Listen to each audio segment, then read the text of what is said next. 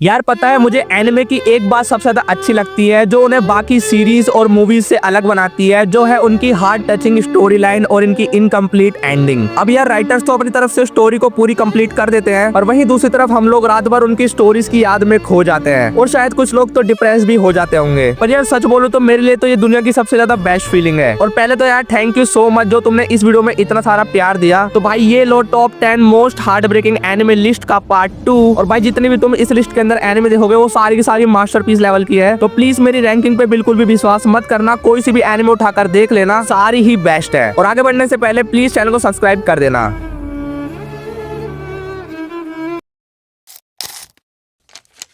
तो अपनी 10th anime है शार्लोट। एक ऐसा एनिमे जो शुरू में एक फन और सुपरनेचुरल पावर वाली स्टोरी लगता है, लेकिन जैसे जैसे तुम इस एनिमे के अंदर आगे बढ़ते हो वैसे इस एनिमे की रियलिटी तुम्हारे दिल को तोड़ने लगती है। और ये सिर्फ एक पावर की कहानी नहीं बल्कि एक दोस्ती, सेक्रीफाइस और खुद को खोने का दर्द है, जिसमें हमारा मेन कैरेक्टर है यू ओतोसाका, एक ऐसा लड़का जिसके पास दूसरों की बॉडी कंट्रोल करने की पावर है। पर यार शुरू में वो अपनी पावर गलत तरीके से यूज करता है, पर धीरे धीरे उसकी लाइफ तब बदल जाती है जब उसकी लाइफ में नाओ तोमोरी नाम की एक लड़की आती है। और फिर उसके बाद ये स्टोरी एक सिंपल स्कूल से निकलकर एक पेनफुल जर्नी बन जाती है। और ये एनिमे हमें ये सिखाता है कि कभी कभी हीरो बनना मतलब सब कुछ खोना होता है, अपने रिश्ते, अपनी पहचान, अपने इमोशंस, सब कुछ हमारे मेन कैरेक्टर ने खो दिया। और ये एनिमे हमें ये भी सिखाता है कि सैक्रिफाइस का असली कीमत क्या होती है। और भाई जब लास्ट एपिसोड खत्म होता है तो भाई दिल में एक खालीपन और सैडनेस रह जाती है जो शायद कभी ना पूरी हो। लेकिन मुझे इतना पर्सनली रोना नहीं आया। बट अगर तुम्हें कोई शॉर्ट और इम्पैक्टफुल एनिमे देखना है तो ये एनिमे काफी अच्छी स्टोरी के साथ तुम्हें एंटरटेन करेगी। तो एक बार इस एनिमे को जरूर चेकआउट करना। तो अपने 9th एनिमे है मेड इन एबियस। एक ऐसा एनिमे जो तुम्हें शुरू में देखने में काफी क्यूट लगता है, लेकिन ये अंदर से एकदम इमोशनल, डार्क और हार्ट ब्रेकिंग जर्नी से भरी हुई है। सो ये स्टोरी रिवॉल्व करती है एक छोटी सी लड़की रिको के अराउंड, जो एक अनाथ बच्ची है और एबियस के ऊपर वाले टाउन में रहती है। अब यार एबियस बेसिकली एक जाइंट मिस्टीरियस होल है जो दुनिया के बीच में लोकेटेड है, और उसके अंदर तुम जितना नीचे जाओगे उतने ही ज्यादा तुम्हें टेरिफाइंग क्रिएचर, डेडली एनवायरनमेंट और एंशिएंट स्टोन तुम्हें देखने को मिलेंगे। अब यार रिको का सपना है कि वो अपनी माँ की तरह एक लेजेंडरी केव राइडर बनना चाहती है और एबियस के डीपेस्ट लेयर तक पहुंचना चाहती है। लेकिन तभी उसकी मुलाकात होती है रेग नाम के एक ह्यूमनॉइड रोबोट से, लेकिन उस रोबोट का पास्ट बिल्कुल अननोन है, मतलब उसकी कोई भी यादें नहीं है। अब यार दोनों मिलकर एबियस की जर्नी स्टार्ट करते हैं और वहीं से स्टार्ट होती है इसकी असली स्टोरी लाइन, जो एक तरफ देखने से काफी ब्यूटीफुल लगती है और दूसरी तरफ देखने से एक्सट्रीमली हॉरिफाइंग लगती है। यार इस एनिमे का सबसे बड़ा स्ट्रेंथ है उसका वर्ल्ड बिल्डिंग, क्योंकि एबियस का हर एक लेयर एक अलग फील देता है, कभी मैजिकल तो कभी इतना ज्यादा टेरिफाइंग कि तुमको कुछ टाइम के लिए बहुत ज्यादा अजीब फील होगा। जहाँ हमें देखने को मिलता है कैरेक्टर्स के बीच का बॉन्ड, उनकी सर्वाइवल, उनका स्ट्रगल्स और उनके सैक्रिफाइस। एंड मैं इतनी गारंटी दे सकता हूँ कि ये एनिमे तुम्हें बहुत ज्यादा इमोशनल कर देगा। और भाई पर्सनल एक्सपीरियंस से बता रहा हूँ, ये काफी अच्छी एडवेंचरस एनिमे है और इसकी स्टोरी लाइन भी टॉप नॉच है, तो इसे एक बार जरूर ट्राई करना।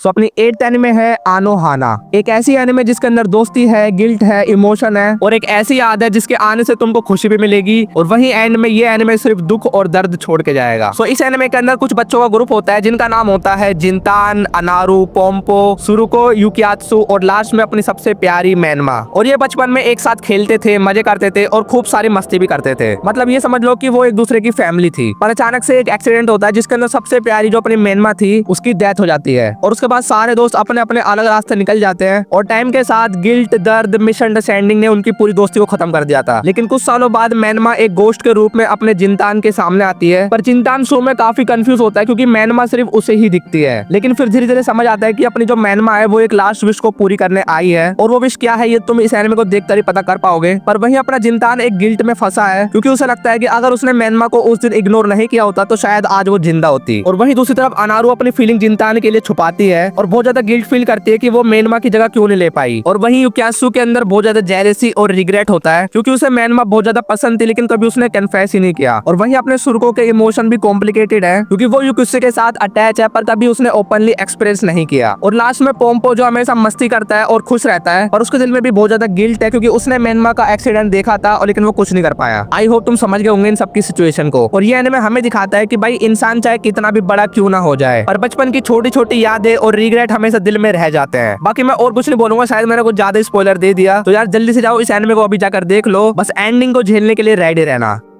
सो अपनी 7th एनीमे है द गार्डन ऑफ वर्ड्स। तो यार अभी बारिश का मौसम चल रहा है और अगर तुमने इस मौसम में ये मास्टरपीस मूवी देख ली तो भाई मैं गारंटी देता हूँ कि तुम्हें इसके बाद बारिश से हमेशा प्यार होने वाला है। और भाई सबसे अच्छी बात तो ये है कि ये मूवी सिर्फ 45 मिनट्स की है एंड इसको देखने के बाद तुम्हें समझ आएगा कि भाई प्यार करने की कोई एज नहीं होती। आई मीन इसको गलत वे में मत लेना, पर अगर सामने वाला तुमसे थोड़ा छोटा है या फिर थोड़ा बड़ा है तो उसमें बुराई क्या है, बस दो दिल का मिलना जरूरी है। और वहीं एक स्टूडेंट और टीचर का लव इस एनिमे के अंदर हमें दिखाया गया है, बट हाँ थोड़ा सा ये हम पे गलत इंपैक्ट भी डालता है तो इसको इग्नोर करना। और ये एनिमे हमें एक डीप मैसेज देता है जो तुम इस एनिमे को देखने के बाद ही पता कर पाओगे। बाकी इसके एनिमेशन भी टोटली मास्टरपीस लेवल के हैं और यार कसम से वो बहुत ज्यादा रिलैक्सिंग फील भी देते हैं और एंडिंग भी काफी इमोशनल है। तो इस मूवी को एक बार बारिश के मौसम में जरूर देखना।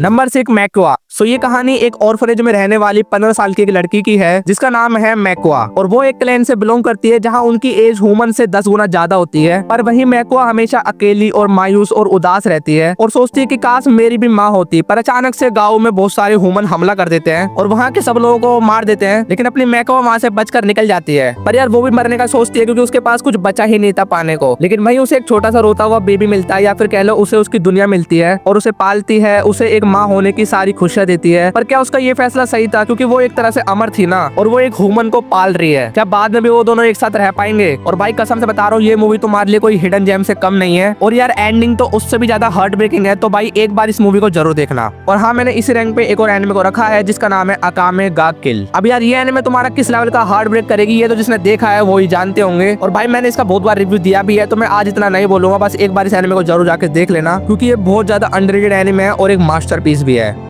सो अपनी 5th एनिमे है इरेज्ड। एक ऐसा एनिमे जो सस्पेंस, मिस्ट्री और इमोशन का एक जबरदस्त कॉम्बो है जहां हमारा मेन कैरेक्टर सातोरू फुजिमा एक स्ट्रगलिंग मांगा आर्टिस्ट है और इसके पास एक यूनिक एबिलिटी है जिसका नाम है रिवाइवल। मतलब यार ये कोई सुपर पावर वाली एनिमे नहीं है, बस पूरी दुनिया के अंदर इसी के पास एक टाइम ट्रेवल की शक्ति है। मतलब कोई भी इंसिडेंट होने से पहले वो कुछ मिनट या फिर कुछ आवर पीछे चले जाता है ताकि उस सिचुएशन को बदल सके। लेकिन उसकी जिंदगी तब बदल जाती है जब उसके सामने आता है एक शॉकिंग मर्डर केस और तभी अचानक से अपना सातोरू 18 साल पीछे अपने चाइल्डहुड में चले जाता है। और इस बार उसका सिर्फ एक ही मिशन है जो है अपनी क्लासमेट कायो को बचाना, जिसका फ्यूचर में बहुत बुरी तरीके से मर्डर होने वाला है। और भाई इस एनिमे का सबसे इमोशनल पार्ट है अपने सातोरू और कायो का रिश्ता। एक छोटा लड़का जो अपने बचपन की सोच और अपने बड़े दिमाग के साथ इस लड़की को बचाने की पूरी कोशिश करता है, लेकिन जब वो अपने कायो की सफरिंग को देखता है तो वो क्या तुम भी रोने पे मजबूर हो जाओगे। और फिर जैसे जैसे इस एनिमे के आगे एपिसोड बढ़ते हैं तो ये एनिमे और भी ज्यादा हार्ट टचिंग बन जाता है। हर एपिसोड में तुम्हें एक न एक सस्पेंस देखने को मिलेगा कि भाई असली किलर आखिर है कौन, क्या अपना सातोरू टाइम को बदल पाएगा और क्या उसका सैक्रिफाइस कायो की जिंदगी को बदल पाएगा। मतलब तुम इसके एनिमेशन ले लो, एटमॉस्फेयर ले लो, बैकग्राउंड म्यूजिक का टेंशन ले लो, सब कुछ टॉप नॉच है। और भाई तुम इसकी एंडिंग देखकर बहुत ज्यादा शॉक होने वाले हो और मुझे कमेंट के अंदर बताना कि लास्ट वाला मोमेंट तुम्हें देख के कैसा फील हुआ।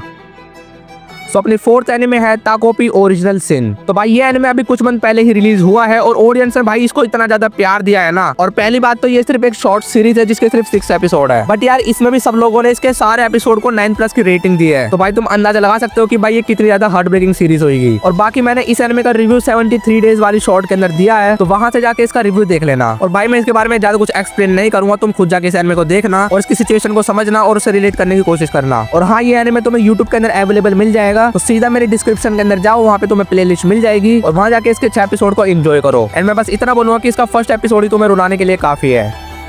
सो अपनी 3rd एनिमे है rascal does not dream of बनी गर्ल सेनपाई। अब यार अगर तुम बहुत सारी रोमांस एनिमे देख चुके हो और सोचते हो कि भाई इनसे बेस्ट कोई भी रोमांस एनिमे होगी ही नहीं, तो मैं सिर्फ इतना बोलूंगा कि ये एनिमे रोमांस कैटेगरी के अंदर वन ऑफ द बेस्ट और ग्रेटेस्ट मास्टरपीस है। तो स्टोरी शुरू होती है एक हाई स्कूल बॉय साकोता से जो एक दिन लाइब्रेरी में एक बनी सूट पहनी सीनियर में साकुराजिमा को देखता है, लेकिन ट्विस्ट ये है कि उस वक्त उसे कोई भी नहीं देख पा रहा था। आई नो यार इस एनिमे का कॉन्सेप्ट थोड़ा सा कंफ्यूजिंग है, बट ट्रस्ट में और तुमने इसके एक बार 3-4 एपिसोड देख लिए देन उसके बाद ये तुम्हारी बेस्ट लव स्टोरी एनिमे बनने वाली है। और यार इसका सीजन 2 भी आ चुका है जो अभी ऑनगोइंग चल रहा है, तो एक बार इस एनिमे को जरूर चेकआउट करना।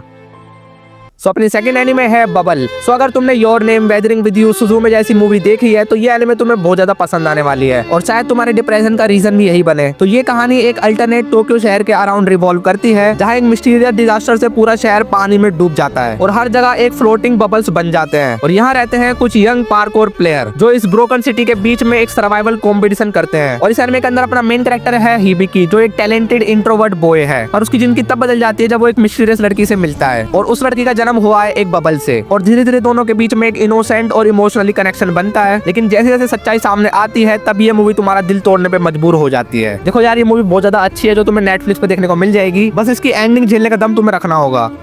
तो अपने लास्ट नंबर 1 एनिमे है फूका। तो अब तुम सभी ने अपने बचपन में किसी न किसी से सच्चा प्यार किया ही होगा, पर कभी ये जानने की कोशिश करिए कि सामने वाला इंसान तुमसे प्यार करता भी है या नहीं, और इसी को हम वन साइड लव कहते हैं। और ये एनिमे तुम्हें 100% वैसा ही फील कराएगा। जहाँ स्टोरी कुछ ऐसी है कि एक तरफ है अपना मेन कैरेक्टर यूई हारुना, जो एक शाय और इंट्रोवर्ट लड़का है, और वो ज्यादा किसी से अपने शहर में बात नहीं करता, बस अपने में लगा रहता है और सोशल मीडिया पे ज्यादा एक्टिव रहता है। पर उसकी जिंदगी तब बदल जाती है जब वो एक फूका नाम की लड़की से मिलता है। अब दोनों की केमिस्ट्री शुरू में तो लड़ाई झगड़े से शुरू होती है, पर आगे चल के दोनों के बीच में एक इमोशनली कनेक्शन भी बनने लगता है। पर अब तुम सोचोगे भाई ये तो सिर्फ एक नॉर्मल लव स्टोरी है, बट तभी अचानक से इस एनिमे के अंदर एक लव ट्रायंगल सामने निकल के आता है। अब जहाँ हमारा हारुना तो अपनी फूका को पसंद करता था, लेकिन वही अपने हारुना की एक चाइल्डहुड फ्रेंड भी होती है जो उसे बचपन से पसंद करती आ रही है। अब यहाँ ये तो कंफर्म है कि इसकी एंडिंग में किसी दो के दिल तो मिलेंगे और किसी एक का दिल टूटेगा। देखो यार ये एनिमे काफी अंडररेटेड है, बट स्टोरी लाइन बिल्कुल प्योर सैड रोमांस से भरी पड़ी है। तो भाई एक बार इस एनिमे को जरूर देखना। और सॉरी यार मुझे बोलने में बहुत ज्यादा प्रॉब्लम हो रही है क्योंकि मेरी तबीयत खराब है, तो थोड़ी बहुत अगर मेरे से गलती हो तो उसके लिए प्लीज माफ कर देना।